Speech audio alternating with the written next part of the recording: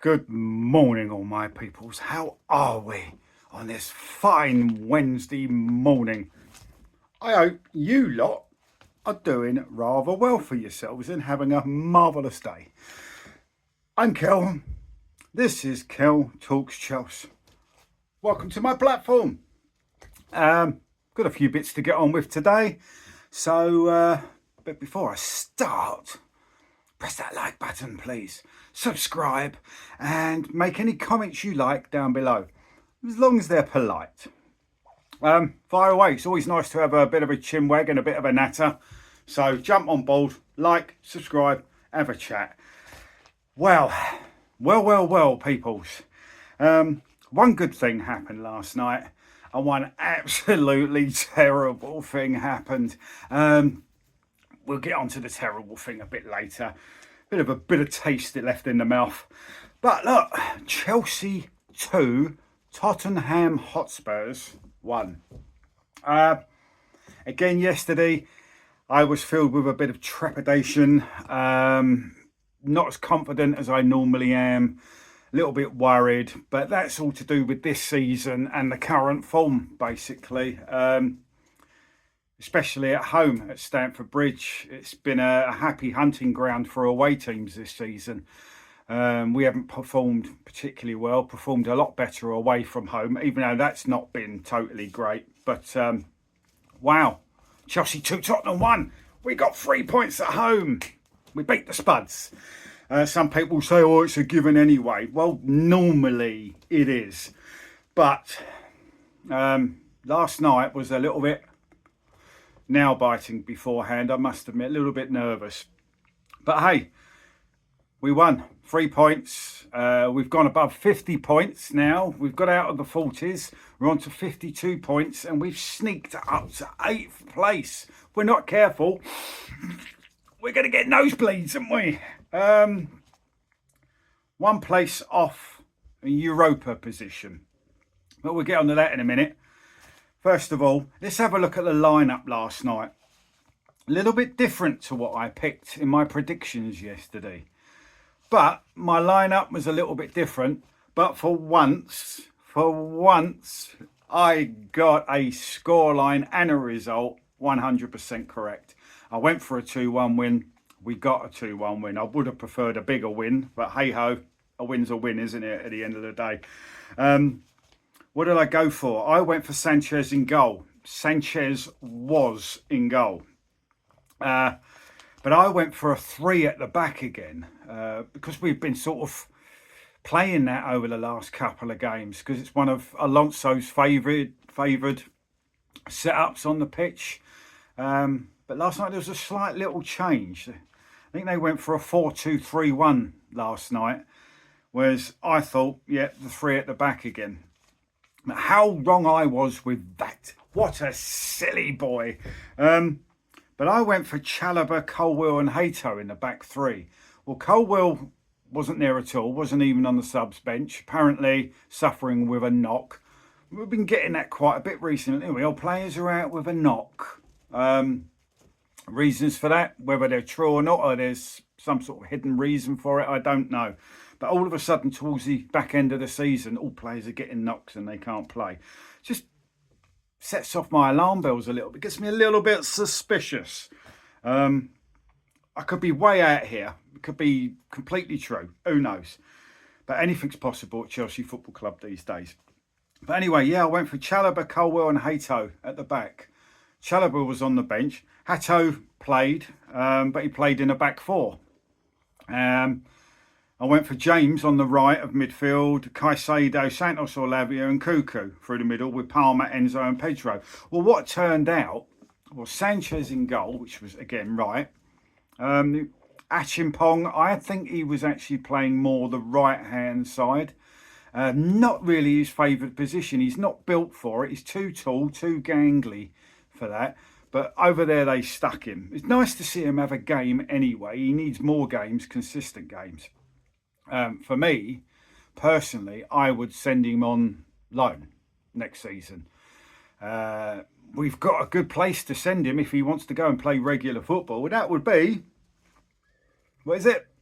Strasbourg. I think that would do him the world of good. And I think he would probably be an absolute regular in the Strasbourg side. And I think Gary O'Neill would welcome him with open arms.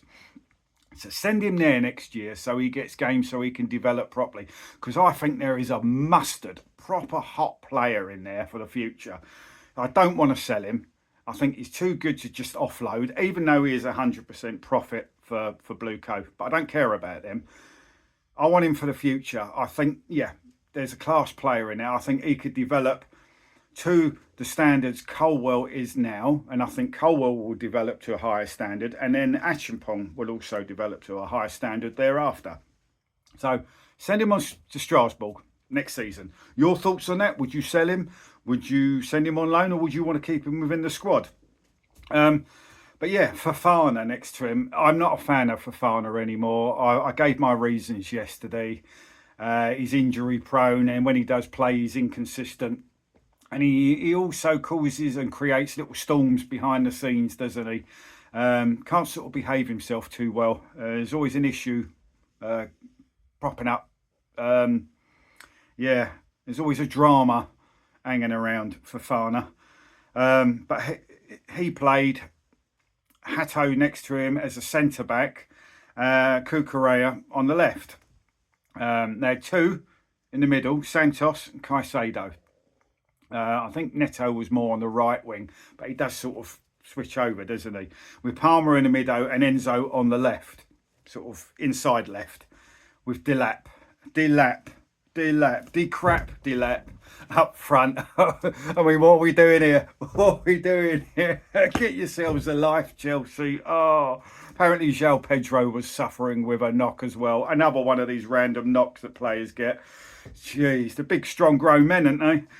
Oh, in my day, you used to play with half a leg hanging off. But there we go. So that was the lineup. Few changes, more than I expected. Players kept in that I didn't expect. Players added that I didn't expect. Well, I'm going to go through my sort of scores out of 10 for these players last night. Starters anyway, not the substitutes. Sanchez, one or two little things, but nothing exceptional. Excuse me, that's my tea and toast popping up. Beg my pardon. Sanchez, 6.5 to 7.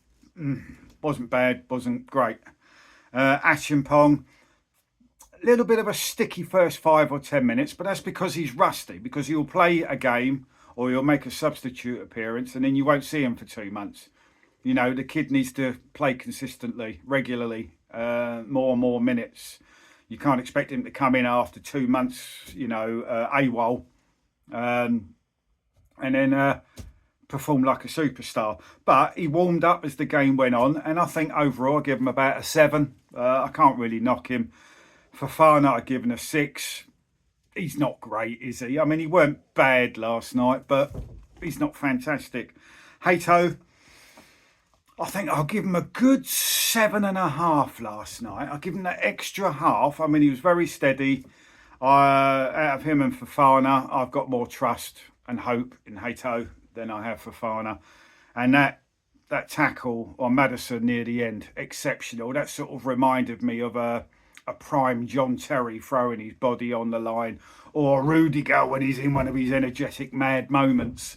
So, yeah, great tackle there. So I'll give him a good, really good 7.5. Cucurella,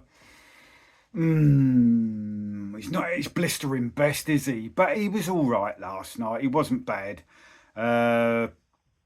Would it be mean of me to give him a 6.5, or shall I throw him onto a 7? You tell me what scores you would give for these players. I'm gonna give him a 7 because I just like him and I like his hair. You know, I could do with some of his hair.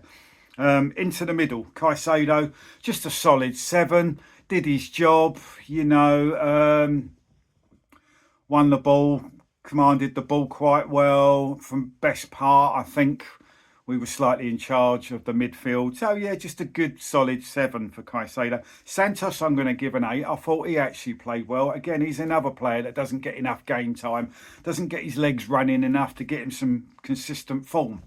So I feel a bit sorry for him. I think he could be absolutely fantastic if he played on a regular basis. started on a regular basis. So yeah, I'll give him an 8. I think I'll give him an 8. I think that was probably one of his better games last night. Neto, yeah, he was kind of involved in both our goals last night. I think he sort of helped create the first one and assist there, and he was involved with his cross leading up to Santos's goal. So for that alone, and he was quite busy, I'll give him a solid 7. Yeah, solid 7, I think. Palmer, been right off it for some time, hasn't he? But last night, for a good percentage of the game, I think he was slightly better than he has been recently.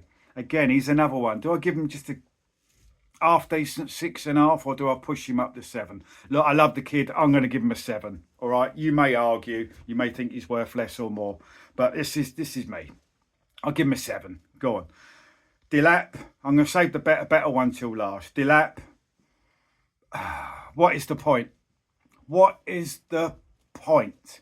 And when we brought on Shimuka near the end, and when you're 2-1 up in an important game against Tottenham, normally you go, what are you doing bringing this kid on? It's an important match. It's the Spuds. For Jesus H. Christ, what's going on? Forgive my blasphemy.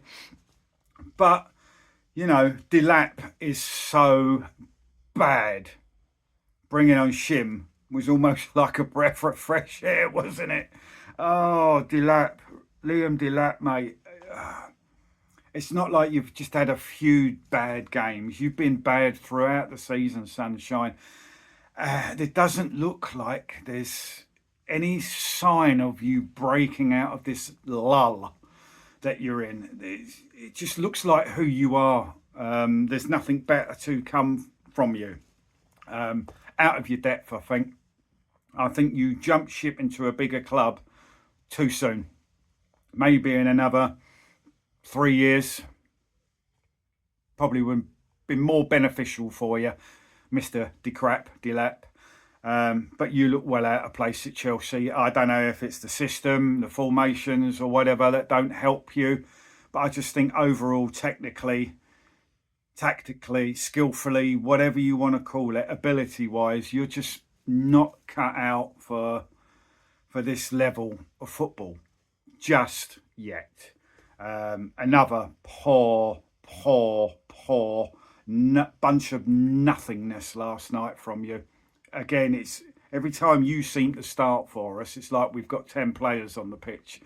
I'm sorry, mate. I know it sounds harsh and nasty of me keep knocking you, but you're not good enough at the moment. You shouldn't be at Chelsea. You came too soon.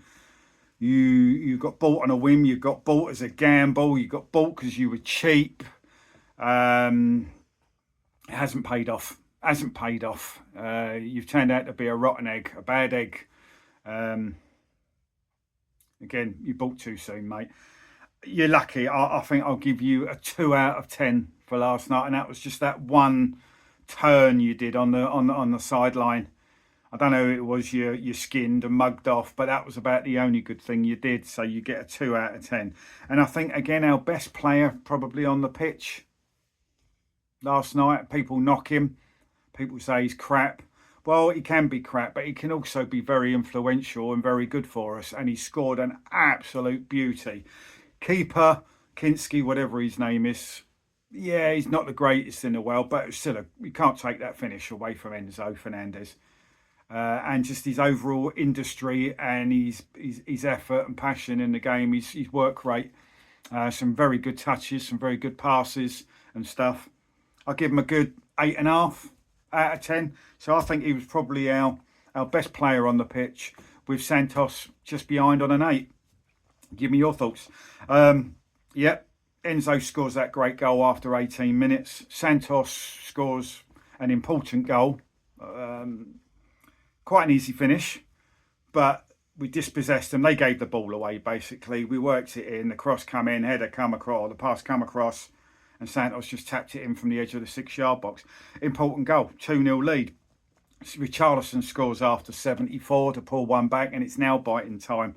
But I think as the second half, Chelsea had a pretty good first half. I think there was some good football there. There was some good energy. But I think during the course of the second half, the longer it went on, Saturday's FA Cup final started getting to some of our players. A bit of tiredness, legs got a bit heavy. Um, and then Tottenham started putting the pressure on for the last part of the game. I expected that anyway, considering their circumstances. They just needed a point, really, to sort of almost guarantee safety in the Premier League. So they were pushing, we were tiring. We made plenty of substitutions. Chalobah came on after 74 for Achimpong, for Josh. For me, I think Trev should have started, because I think for the last two seasons, or at least this last season, should I say, he's been better than Fofana. For me, he starts over Fofana, plus he's taller, wins more in the air. But I think he's actually a quicker runner as well, to tell you the truth. But he came on after 74 for Josh. Mamadou Sarr came on for Wesley Fofana after 81. Here's another kid that's been slated. We dragged him back from Strasbourg to try and fill a gap because we were struggling for defenders. He was playing really well in Strasbourg, picked up some good form, playing every week. One of the first names on the team sheet. His game was going forward. We brought him back, hardly played him. And then again, you get all the moaners slagging him off. Oh, he's crap. What we bring him back for and all that. Well, when you're playing again, like Josh, one game every whatever weeks or months, you're not going to pick up any good, consistent form, are you? So, but he came on, didn't really do a lot. Like Trev didn't really have to do a lot. Shimuka on for Delap. Right now, I actually think the kid is a better player than Delap. I mean, he smashed it for the under-21s this season. Won awards and all sorts. He's a great prospect. Still raw, but yeah, when he came on, it was like, oh, we've got a striker on the pitch all of a sudden. Garnacho comes on, same minute, 89th minute for Pedro Neto. What's the point? Garnacho does nothing. At least Neto was involved in both our goals. But I wouldn't say it was tired legs, because Neto was a substitute in the cup final. He didn't start that, so his legs should have been all right. Waste of time bringing Garnacho on. Maybe just to get him a few minutes to raise his price for the summer, because he could be off. I don't know. 89th minute again, Asugo comes on for Cole Palmer. Didn't have time to show anything really. Couple of tackles, got in the way, got a booking, I think, but is what it is. So that was that. Yeah, we played better first half, tied in the second half, but 2-1, I'll take it. They're crying over some penalty thing.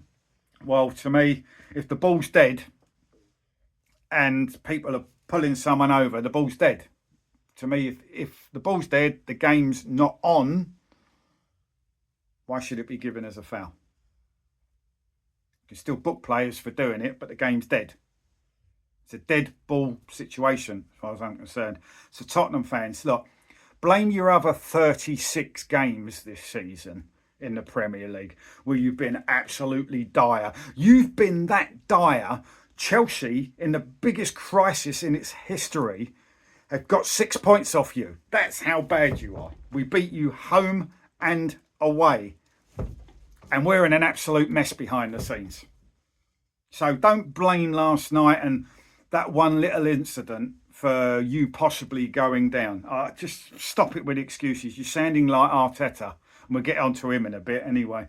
But just, it's cringeworthy. Blame yourselves for being shit this season. All right? Throughout the whole season.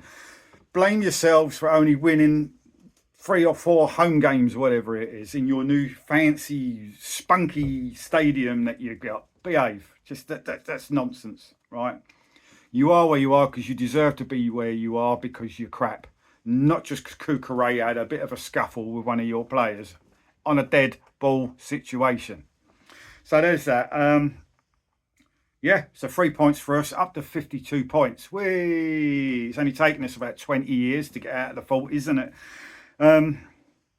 Spurs remain 17th on 38 points, just 2 points above West Ham. So we've made it a little bit exciting for next Sunday, haven't we? West Ham, home to Leeds. Tottenham at home to Everton. Neither of them have got easy games there. Leeds are a funny old team. West Ham have got a good chance. Will they take that good chance of winning, of getting 3 points? I don't know. Can they win? Yes. Will they win? Who blinking knows? Tottenham at home to Everton. Again, Everton got spanked by Sunderland at home this weekend just gone, which was a surprise. But they're capable of beating anyone. And Tottenham's home record is just as bad, or as I say, worse than ours. So anything can happen. It's going to be interesting, isn't it? Sunday afternoon. We've helped make it interesting, especially as Man City blew it last night and Arsenal won the league. So we haven't even got that to be excited about. Who's going to win the league? All we've got now is who's going to take that last relegation spot. But we've helped to that. So any thanks from West Ham for giving you half a chance would be appreciated. As far as Europe's concerned, we're 8th at the moment. I think that's a Conference League position. And I don't really want that. I'd rather our players rest during the week next season than go to Kazakhstan and Uzbekistan or the dark side of the moon or whatever to go and play games on a Thursday night. But if we can get 7th, and Brighton are only a point above us. They're currently sitting in 7th. And on Sunday, they're at home to Manchester United. So could Manchester United do us a favour and beat Brighton at the, what's it called? The Amex Stadium, isn't it? God, brain went somewhere there. I don't know where it went, but I got it back, trust me. But that only matters if we can go to Sunderland on Sunday. Not an easy place. They have been a bit hit and miss for the last 2 or 3 months, but for them, they've done pretty well. They've had a pretty good season. But they've just smashed Everton at their new stadium at the weekend. So they're going to be buoyant. They're going to be buzzing. So Sunday's going to be tough for us. Hopefully we'll have João Pedro back. Hopefully Cole will be back. And hopefully our skipper won't sit on the bench like he did last night. Now, for me, last night, if you're going to make some substitutions towards the end, you bring Reece James on for 20 minutes to calm the side down, to help us battle and fight and block them out and everything else, to organise the side. But no, you left him on the bench. Oh yeah, we can't play him 2 games on the trot because he's made of like cheese strings and biscuits and stuff. But it's 10, 15, 20 minutes towards the end of the game where they're putting pressure on us. I'm sure he can handle that. But no, he didn't. But anyway, Sunday's going to be important. Come on, Man United, and come on us. Maybe we can nick 7th place off of Brighton and qualify for the Europa. I don't mind that so much. But here we go. So that's last night. We beat the Spuds 2-1 as predicted. The lineup was a bit, but hey ho. Can't blame Callum McFarlane, Callum McScrew, Callum McFlurry. He just does as he's told. He is still one of the puppets there. AI data, the hierarchy, telling him what to do. So blame them, not Callum McFarlane, because he's irrelevant. He's just a face. He's just a body on the bench. A miserable looking bastard as well. Yeah, well, we got the ball, and yeah, I think the boys played really well. Makes himself fall asleep. But anyway, that's that. We beat the Spuds. Come on, let's have it. Any win is welcome. Right, quick bit of transfer news. Chelsea, Liverpool and United interested in Jarrod Bowen. That sort of came out yesterday evening. Would you have Jarrod Bowen, 29 years of age, winger stroke forward? For me, no, he's a good player. He's not crap. He's a good player. Sometimes he can be a very good player, but he's not excellent. He's not elite, and he's not what Chelsea needs. I personally wouldn't want him at Chelsea Football Club. You may have a different opinion on that. You may like him and say, yeah. But not for me. Jarrod Bowen is just, he's not for me. He's got some good bits in there. Quality player, but not quality enough. you know. So I wouldn't have that. Anyway, Barcelona have called interest in Julian Alvarez. Bummer. And will pursue a move for 24-year-old João Pedro. The more I keep hearing about this, the more I worry, because we all know if Real Madrid and Barcelona start going for a player and they keep putting the heat on, they keep putting weight on the other club, they tend to get their man, don't they? I hope João Pedro sticks to his guns and stays at Chelsea. But another problem is South American players, whether you're Brazilian, Argentinian, Colombian, whatever, they do like to go and play for the big teams in Spain, don't they? For a lot of them, it's a dream to go and play for Barcelona or Real Madrid. I mean, for players full stop around the globe, it's a dream to go and play for these sort of sides, but especially for South Americans. Many of them, I know some of them speak Portuguese, say like Brazil and that, but they're all very Hispanic. Argentina speaks Spanish, and you know, Colombians speak Spanish, Mexicans speak Spanish. You know what I'm saying? So there's that sort of connection. Yeah, I'm sort of 50-50 with him. I don't know. I do have my worries.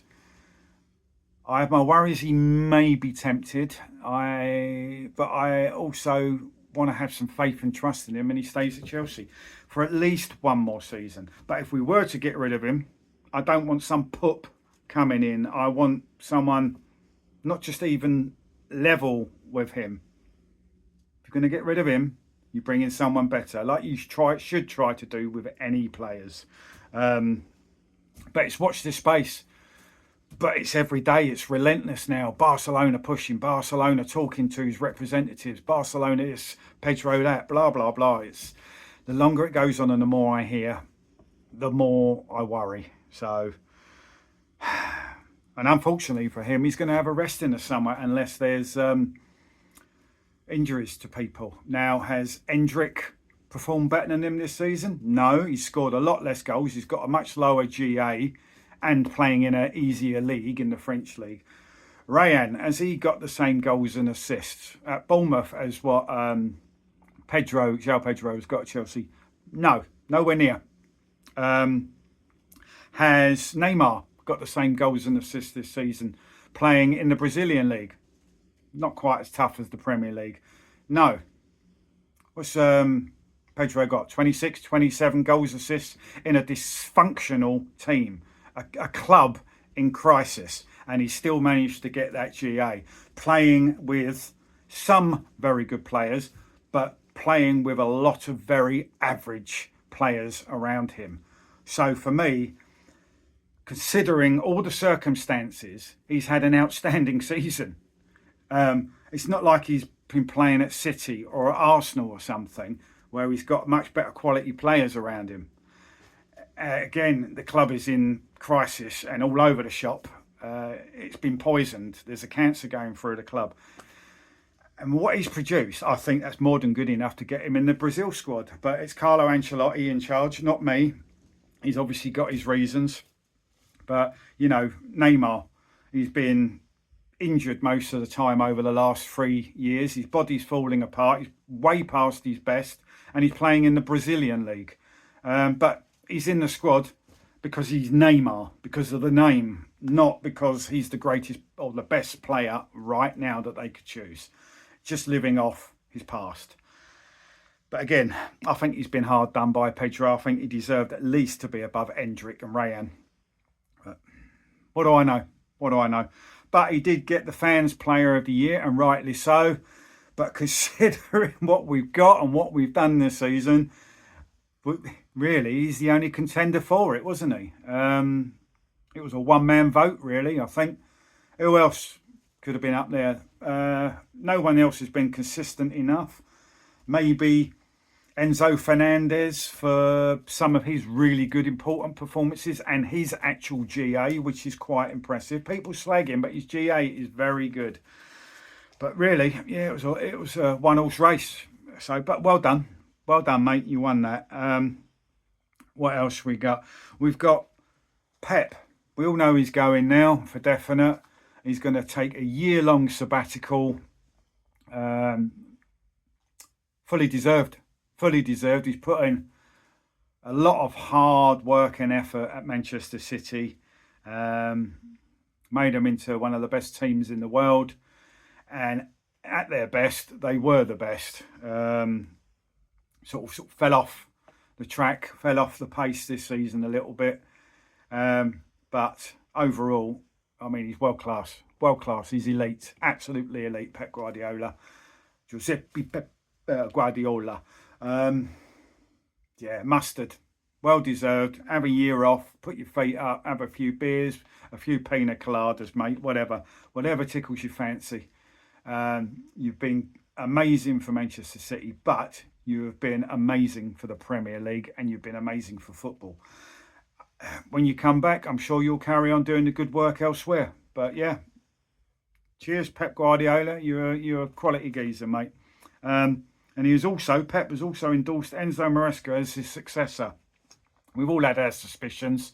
Chelsea want compensation. Well, whatever the legalities of it all, as far as I'm concerned, you deserve nothing, Blueco. The way you treated him, he left because you're scumbags. You treated him like dirt. You lied to him. You let him down. You broke promises. You controlled him. You put shackles on him, handcuffs on him, balls and chains, everything. You treated him like shit. Didn't give him anything he wanted. You just fed him crap. What you thought was great and it weren't. Not just with players, but with the lies as well. So no wonder he left. I think he had every right. If he treated me like that, I'd tell you to F off and walk out. You can't treat people like that. The way you treat people, full stop, is disgusting. It's despicable. It's diabolical. So just let him be. All right? You mugged him off too many times. No wonder he went. And you've still got some of these fans having a go at him. Oh, he's a snake. Oh, he's a snake. Oh, I bet you were treated similarly in your jobs. You wouldn't want to be there either. So shut up. All right? Oh, morons. Oh, he's a snake. He's a snake. He walked out. He was talking to Manchester City. Well, he was talking to a club that wanted him, that would give him free reins, that would treat him like a human being. Let him do his job. Let him have his responsibilities. Let him get on with his game, yeah? Don't put shackles and handcuffs and chains and balls on him and don't control him. That's what Manchester City will do. They will go, there you go, tell us who you want. There's your players. You go and coach and manage your team. Didn't get anywhere near that at Blueco, did he? So let him go. Right? Let him be him. Let him go and do his job, what he's supposed to do, what he's qualified to do. All right? And if you want to blame anyone for him leaving, blame Blueco and Clearlake, not Enzo Maresca. He's not a snake. He's just a human being who had enough of the toxic shit show going on at Chelsea Football Club. Let him go. All right? Calm yourselves. Get in the bin. Get in the bed. Take a break. All right? Jog on. Right, so that's that. Last sort of thing, Arsenal. Oh, City blew it last night, drawing at Bournemouth. It's given Arsenal the Premier League. I sort of knew it was on the cards anyway, especially since City drew at Everton the other week. I think that was the sort of deciding factor for me. And just the way Arsenal have been scraping ugly results, 1-0s here and stuff, and scrappy goals, deflected goals, set-piece goals, and many, and I'm not just saying it, all you Arsenal fans are going to kick off. You've had more than your fair share of game-changing decisions go in your favour this season. And don't go, oh, well, we've had bad ones all through the years before. 2 wrongs don't make a right, all right? You were crying in the past about bad decisions constantly going against you. So it doesn't give you any right to laugh about it when those bad decisions are on your opposition now, all right? The hypocrisy is disgusting. Arsenal have been extremely lucky, not very lucky, extremely lucky with game-changing decisions by the officials, full stop. On-field officials and in VAR. I think this season Chelsea should have had at least 3 penalties off you. The fouling in your own box, the fouling in the opposition box that you get away with. Gabriel, Saliba, they're the worst 2 in the league. Pulling, hugging, yanking down, pushing. David Raya coming out and punching people's heads and no penalties being given. It's just endless. And the diving from some of your players, your Trossards, your Sakas and all that you've got decisions for you. But all that dodginess aside, you were still the more consistent team this season. But what has helped you, Arsenal, don't forget this, be realistic, don't be delusional like you normally are. Manchester City fell off it. Liverpool fell off it. Manchester United were nowhere near. We were nowhere near. So you basically had all the other major big guns fall away and handed you the reins to take the league. Now, if other teams have been at their best, your best this season wouldn't have won you the league. You done more than everybody else, but everybody else did less than what we expect of them. So you were helped. But that being said, you've won it. Anyone that wins it, you have to say you deserve to win it at the end of the day. But you did have your luck and your good fortune massively. It hurts, but look, I hate Arsenal with a vengeance, but you won the league. Okay, but it's all going to be me. Well, don't forget, 22 years since you won it before. Okay, so step back a little bit, yeah. Calm yourselves down. But we just got to put up with this for the next year, haven't we? It's going to be unbearable. But hey ho, Arsenal are champions. It's a sickener. I'm a big grown man now, even though I'm sitting here in a onesie. But my children bought me this, so I have to wear it. And it's quite comfortable, so I don't care. So stick that up your bum. Yeah, Arsenal champions. Man City blew it. Hopefully PSG win the Champions League. I can't be having that as well. We've got to put up with Arsenal going on about being league champions. I don't want them being Champions League champions and having the double this season. So PSG, don't normally cheer them on in games. Got my reasons. But this time, I want you to go out there and spank them and put them in their place. All right? Give them a good slap of reality. Come on, Luis Enrique. Get your boys up and running, yeah? But apart from that, that's all I've got for the minute. Maybe I'll be back later if there's any more PR transfer news coming out. You know what it's like. It's all mental. It's a frenzy. It's all crazy. They can't leave us alone, can they, the media? The brown envelopes floating, flying everywhere. You know, like Harry Potter's owl comes in with all that mail. Well, we get those in brown form. So if there's any news during today, I'll be back with an express transfer message for you. But in the meantime, guys, enjoy the rest of Wednesday. All right? Okay. Be good. Be safe. Be lucky. Be happy. All right, my peoples. Thank you for joining me. Don't forget to like, subscribe, and add any comments. And we beat the Spuds. And they could be in the poo. Please, please, please. West Ham win on Sunday and Everton win on Sunday. Come on. If there's a God, you do it for us. Anyway, peoples, take care. Peace.